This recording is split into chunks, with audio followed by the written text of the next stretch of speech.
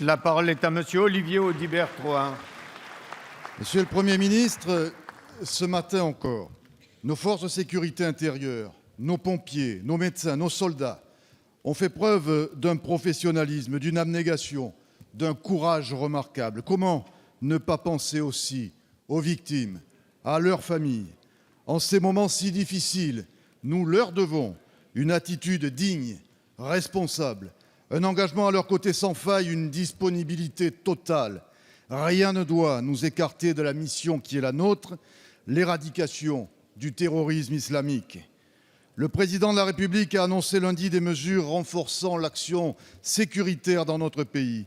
Vous le savez, nous les réclamions depuis plusieurs mois car l'évolution du contexte international depuis 2013 a modifié du tout au tout le besoin de sécurité dû à nos concitoyens. Notre devoir a été de vous soutenir à chaque intervention de nos forces armées sur les théâtres extérieurs, Mali, République de Centrafrique, Irak. Ce même devoir nous a conduit à vous dire, dès les débats sur la loi de programmation militaire en décembre 2013, que nous faisions fausse route sur les moyens donnés à nos armées du fait du nouveau contexte international. L'actualisation de la LPM a vu une première inflexion. Nous vous avions indiqué qu'elle allait dans le bon sens, mais qu'elle n'était pas suffisante. Le président de la République vient d'annoncer le gel de toute nouvelle déflation d'effectifs dans nos armées.